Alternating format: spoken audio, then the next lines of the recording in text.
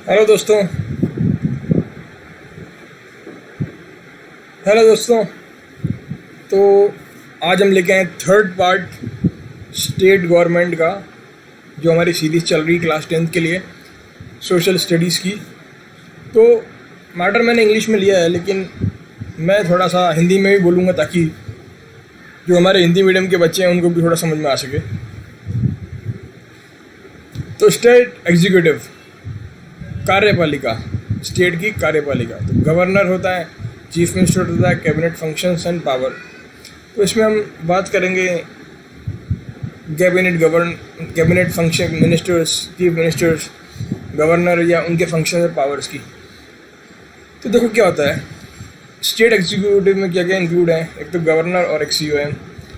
अब देखो, parliamentary system has been established by the constitution. तो ये हमारा जो पार्लियामेंट्री सिस्टम है, इसको कॉन्स्टिट्यूशन के द्वारा बनाया गया। तो इन द स्टेट्स ऑल्सो हमने इसी तरह का सिस्टम बनाया है। And in the parliamentary system the governor is the constitutional head. ये देखो यहाँ लिखा है, गवर्नर क्या है, कॉन्स्टिट्यूशनल हेड है। ठीक है साहब, जैसे सेंटर में प्रेसिडेंट इज़ कॉन्स्टिट्यूशनल हेड, वैसे स्टेट में governor is constitutional head of executive, while the CM and other ministers are real head of that regime. तो रियली जो पावर होती है सीएम एंड बाकी जो उनके मिनिस्टर्स हैं, कैबिनेट वाले या काउंसिल ऑफ मिनिस्टर हैं, उनके पास एक्चुअल पावर होती है। लेकिन जो नॉमिनली है या कॉन्स्टिट्यूशनल हेड की अगर बात करी जाए तो वो है गवर्नर। ठीक है दोस्तों, अब आगे चलते हैं। देखो क्या लिखा है, the constitutional head of the state governor. तो गवर्नर के बारे में इसमें बात करेंगे हम लोग। सबसे पहले designation of governor. Governor of the state remain on his post till the wish of president. तो भाई प्रेसिडेंट इसको अपॉइंट करता है, उसी की विश तक, जब तक वो चाहे रह सकता है। एक बार 5 साल के लिए बनाता है। टर्म जो होता है जनरली 5 years के लिए होता है, लेकिन प्रेसिडेंट चाहे तो उसको पहले हटा सकता है। But can remain in the office till the appointment of successor. और 5 साल से ज़्यादा भी रह सकता है, जब तक उसका अगला वारिस ना आ जाए। The governor can be remove from his post by president before. अभी मैंने आपको बता दिया। तो उसका ट्रांसफ़र भी हो सकता है एक स्टेट से दूसरे स्टेट में, और उसके टेन्योर से पहले भी गवर्नर क्विट कर सकता है। अब देखो इसमें, और कई बार ऐसा भी देखा गया कि एक ही गवर्नर को 2 स्टेट का, या एक पास में यूटी होती है तो उसका भी गवर्नर बना देते हैं, जब तक हम दूसरा अपॉइंट नहीं करते। ठीक है, ऐसा भी देखा गया है। अब healthy convention regarding the appointment of governor. Convention क्या है, ये बातें, कन्वेंशन का मतलब क्या होता है, कई बातें कहीं कॉन्स्टिट्यूशन या कोई कानून नहीं बना हुआ है, बस चली आ रही है तो उसी तरह से करते हैं हम लोग। ठीक है, तो जैसे आपके अगर बिल्ली रास्ता काट देती है, कन्वेंशन है साहब थोड़ी देर रुक जाओ, रास्ता काटने से कोई ख़राब होएगा, बाकी जैसा होता कुछ नहीं है, लेकिन कन्वेंशन है इसलिए आप फॉलो करते हैं। उसी तरह से हम कन्वेंशन है तो उसको फॉलो कर रहे हैं। Since the implementation of the constitution of India, कुछ हेल्दी कन्वेंशंस जो है डेवलप किए गए हैं for the regarding the appointment of governor. तो अपॉइंटमेंट ऑफ गवर्नर को लेकर कुछ कन्वेंशन है। वो क्या है कि भाई जो गवर्नर है, जिस राज्य का आप उसको गवर्नर बना रहे हो, उस राज्य में रहने वाला नहीं होना चाहिए। पहला कन्वेंशन ये है, क्योंकि वो डायरेक्टली उससे अटैच होगा, पॉलिटिशियन से हो सकता है वो अटैच हो, तो इसलिए इस तरह का प्रोविजन रखा है। And then before the appointment of governor the central government should have consultation with the CM of that state to get his consent. तो अपॉइंटमेंट ऑफ गवर्नर करने से पहले सेंट्रल गवर्नमेंट को एक बार वहाँ के चीफ मिनिस्टर के साथ कंसल्टेशन कर लेनी चाहिए, सो दैट उनके बीच में तालमेल अच्छा रहे। तो ये कन्वेंशन चल रही है। क्वालिफिकेशन देखो क्या है इसकी पोस्ट के लिए, सैलरी क्या है। एक तो सिटीजन ऑफ इंडिया होना चाहिए, 35 साल की एज होनी चाहिए, और governor can not be a member of parliament या state legislature. This is the most important condition I think. देखो पहली सिटीजन ऑफ इंडिया तो कॉमन है, इसके लिए 35 ईयर्स एज होनी चाहिए कम से कम। तो 35 ईयर की पहले आप ये प्रेसिडेंट की पोस्ट के लिए खड़े नहीं सकते या गवर्नर की पोस्ट के लिए खड़े नहीं सकते। अब governor can not be a member of parliament और स्टेट लेजिस्लेचर। तो ये कंडीशन है कि गवर्नर को किसी भी मेंबर ऑफ स्टेट पार्लियामेंट या स्टेट लेजिस्लेचर का मेंबर नहीं हो सकता, और अगर है तो उसको अपनी मेंबरशिप छोड़नी पड़ेगी। ठीक है, तो the governor can not enjoy any office of profit, इसलिए उसको ऑफिस ऑफ प्रॉफिट नहीं एंजॉय कर सकता वो। देन पेमेंट एंड अलाउंसेस कैसे है भाई, इसमें देखो इसके एट प्रेजेंट जो है लगभग 1,10,000 रुपये सैलरी मिलती है। उसके अलावा अकोमोडेशन फ्री है, अलाउंसेस बाकी जो होते हैं टीएडीए, गाड़ी वाड़ी सब मिलती है, कोई दिक्कत नहीं है। खर्चा सब मिलता है, फ़ोन का, और travel expenses if he is going for some official visit, and all other facilities which are allocated by parliament according to the law. तो जो हम पार्लियामेंट चाहे वो उसको फैसिलिटीज दे सकती है, तो उस तरह से देती रहती है वो लोग। अब देखो पावर और फंक्शन ऑफ गवर्नर क्या है। The governor hold the same position as the president की बट द सेंटर, है ना। तो उसमें काफ़ी सेम है। तो वो एक दुर्गादास बासु जी थे, उन्होंने क्या बोला है, इन स्लाइड में the power of governor similar to president. Similarly जो प्रेसिडेंट की वर्किंग पावर है सेंटर में, वही लगभग उसी तरह की पावर उनके पास सेंटर स्टेट में होती है। लेकिन एक दो पावर्स हैं जो उनके पास नहीं होती, जैसे डिप्लोमेटिक पावर नहीं होती है, ठीक है। President can go to foreign countries as a diplomatic, तो डिप्लोमेटिक अलाइवल ऑफ फॉरेन कंट्रीज रखता है but governor can not. Military power president के पास होती है, इसके पास नहीं होती। और इमरजेंसी सिचुएशन की पावर भी प्रेसिडेंट के पास होती है, गवर्नर के पास नहीं होती। तो देखिए तीन चीज़ आप याद कर लीजिए, पहला डिप्लोमेटिक, दूसरा मिलिट्री, तीसरा इमरजेंसी। अब बात करते हैं आगे। Powers of governor can be studied in as follow. पहली देखो एग्जीक्यूटिव पावर। अब देखो क्या होता है, जैसे प्रेसिडेंट का केस है भाई, यहाँ का क्या है, एग्जीक्यूटिव पावर से state are vested with governor, तो या तो वो खुद इंजॉय करेगा या सबऑर्डिनेट ऑफिसर से करवाएगा। सेम चीज प्रेसिडेंट को उसमें लिखी हुई है, he appoint CM and other minister on advice of CM. जैसे सेम प्रेसिडेंट पीएम और उसके मिनिस्टर को एडवाइस वो करता है अपॉइंट, वैसे ही करता है। फिर he also appoint advocate general and the chairman, तो वहाँ अटॉर्नी जनरल था, यहाँ एडवोकेट जनरल हो गया, ठीक है, state law adviser, and the chairman and the member of state public service commission. अब आरपीएससी है राजस्थान में, तो आरपीएससी को चेयरमैन कौन अपॉइंट करेगा, गवर्नर, और उसके मेंबर्स वगैरह भी ये अपॉइंट करता है। Then president hold consultation with governor before appointment of जजेस ऑफ हाई कोर्ट, तो हाई कोर्ट के जज को लगाने से पहले गवर्नर की सलाह भी ली जाती है। Executive power of the governor extend up to the subject of concurrent list. अब देखो भाई कंकरेंट लिस्ट तक इसकी पावर हो सकती है। कंकरेंट में स्टेट और सेंट्रल दोनों का होता है। On the subject of concurrent list he exercise power bye except of president, तो सब्जेक्ट ऑफ कंकरेंट लिस्ट में ये प्रेसिडेंट के पूछ के काम करता है।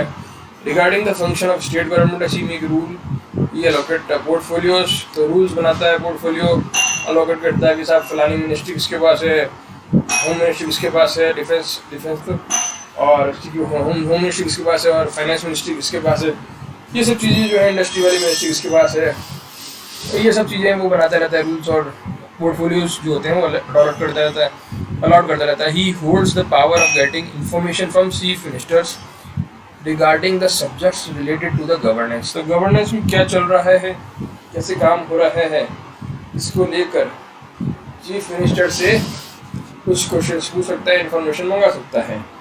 तो चीफ मिनिस्टर से बोलेगा साहब आप बताइए क्या चल रहा है आपके साथ, क्या काम कर रहे हैं आप, तो he can ask chief minister to put the personal decision of any minister for consideration of whole cabinet. तो गवर्नर को ये पूछने का अधिकार है चीफ मिनिस्टर को कि कोई मिनिस्टर का पर्सनल डिसीजन है तो उसको होल कैबिनेट के साथ में डिस्कस करे, अकेला कोई डिसीजन मत लो। Governor administer the oath of post and secrecy to the member of cabinet.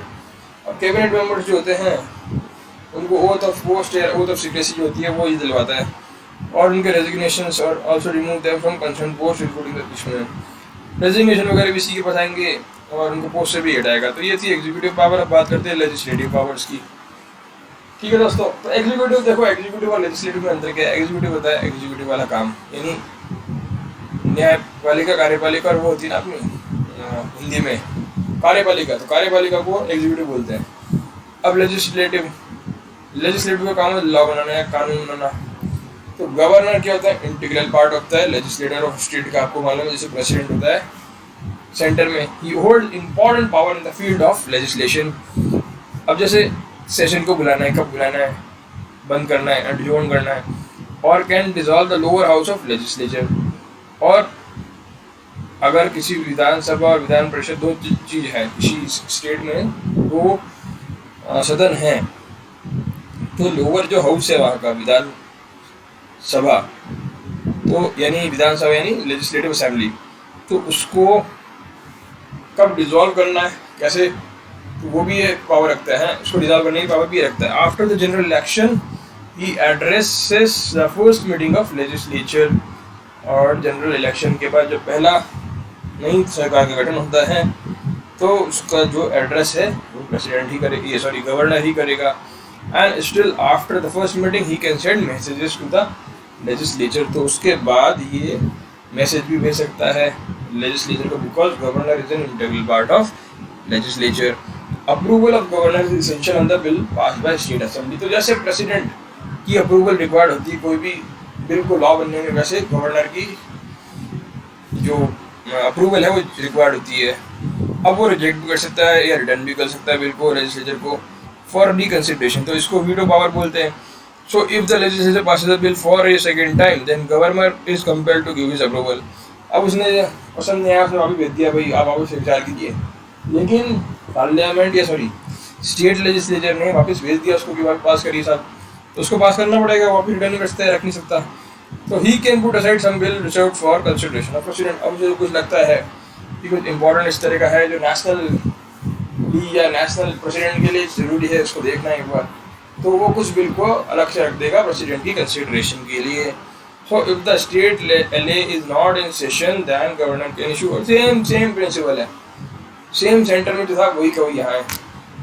Obviously यार सेशन में नहीं होगी तो प्रेसिडेंट की जगह अब गवर्नर निर्णय लेगा स्टेट के लिए, प्रेसिडेंट देश के लिए ले रहा है, ऑब्वियसली ये उसको रूप में रखेगा प्रेसिडेंट को, ऐसे अपने आप नहीं ले लेगा कुछ भी।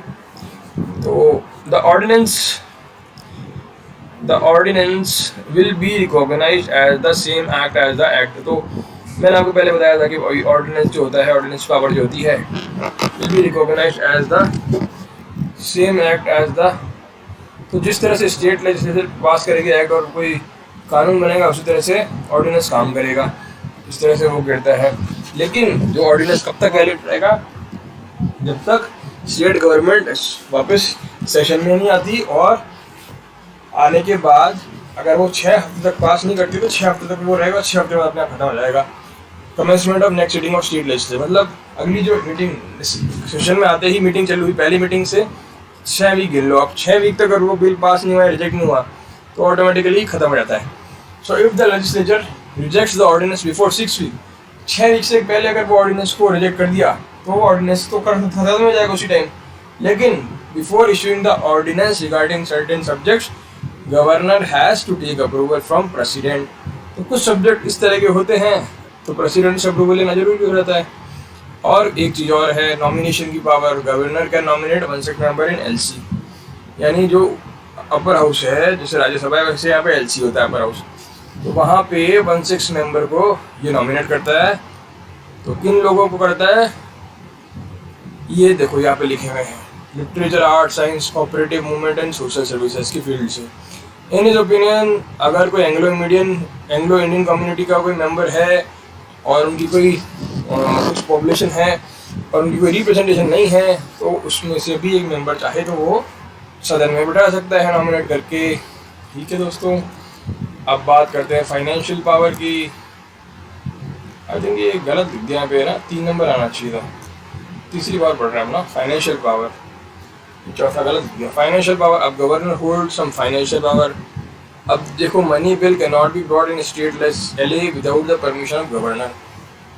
मनी बिल को हम स्टेट असेंबली में ला नहीं सकते जब तक गवर्नर उस पर बोले नहीं कि ठीक है साहब ले जाओ।